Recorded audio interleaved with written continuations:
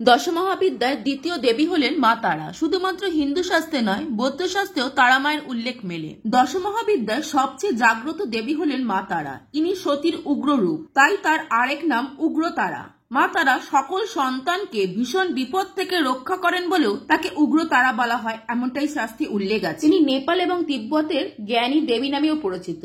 তারা হলেন হিন্দু দেবতার বৃহস্পতি সহধর্মিণী। বৃহস্পতি গ্রহের আরাধ্য দেবী হলেন তারা মা, তাই তারা মাকে ধন সম্পত্তির দেবী বলা হয়। শাস্ত্র অনুযায়ী তারা মা হলো উগ্র দেবী, তাই তার ফটো বাড়িতে রাখলে কখনো কখনো বিপরীত হতে পারে, কারণ তারা মা তান্ত্রিক ভাবে পূজিত হয়। তাই বিশেষজ্ঞরা বলেন বাড়ির মন্দিরে তারা মায়ের ফটো কখনো লাগানো উচিত নয়, যদি তারা যথা নিয়মে তান্ত্রিক অনুসারে যদি না করা হয়। কারণ তান্ত্রিক দেবদেবীরা সক্রিয় এবং শক্তিশালী, তাদের উদ্ভাবনার তন্ত্রের নিয়মের কঠোর অনুগত প্রয়োজন। সম্পূর্ণ উপাসনা তাদের শক্তিকে হ্রাস করে এবং আপনার হিতের বিপরীত হতে পারে। এই তারা মা কবে থেকে তার পুজো প্রচলিত হলো এই ধরাধামে? কথিত আছে জয়দত্ত নামে এক বণিক দ্বারকা নদীর উপর দিয়ে নৌকায় চড়ে বাণিজ্য করতে যাচ্ছিলেন। সেই সময় তিনি তারাপীঠের নোঙর করেছিলেন। সেখানে সাপের কামড়ে তার পুত্রের মৃত্যু হয়। তারাপীঠে নোঙর করায় বাণিজ্যের ভৃত্য রান্না করার জন্য একটি কাটা শোল মাছ পাশের একটি পুকুরে ধুতে নিয়ে যায়। জলের সংস্পর্শে আসতে কাটা শোল মাছটি জীবিত হয়ে পুকুরের গভীর জলে চলে যায়। ভৃত্যরা এই অলৌকিক ঘটনাটি বণিককে জানালে বণিক সময় নষ্ট না করে তার মৃত পুত্রকে সেই পুকুরের জলে স্নান করাতে শুরু করেন। তখন মৃত পুত্র জয় মা তারা বলে উচ্চধ্বনি দিয়ে বেঁচে ওঠে।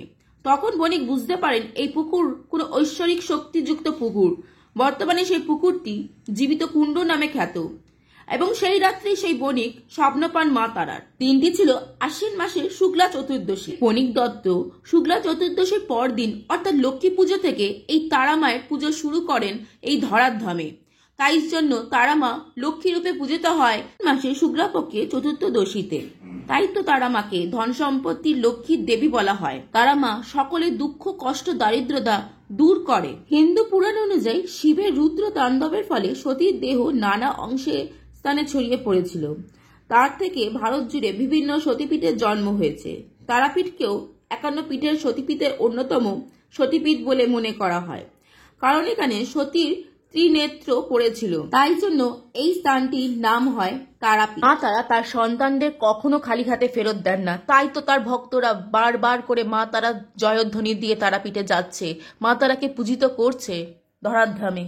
মা তারার অনেক মন্ত্রের মধ্যে সবচেয়ে শক্তিশালী মন্ত্র হলো তারা বীজ মন্ত্র। এই মন্ত্র নিয়মিত জপে আপনার জীবনে সকল সমস্যার সমাধান করবেন স্বয়ং মা তারা। জপ করার নির্দিষ্ট বিধান রয়েছে। এই বিধি মেনে যদি আপনি মন্ত্রটি জপ করেন তাহলে অবশ্যই সুফল পাবেন। যদি কেউ কোনো সমস্যায় পড়ে এই মন্ত্র জপ করে সেই সমস্যার অতি শীঘ্রই দূর হয় মা তারার দয়া। মন্ত্রটি জপ করতে স্নান সেরে শুদ্ধ বস্ত্র পরিধান করতে হবে বৃহস্পতিবার দিন থেকে।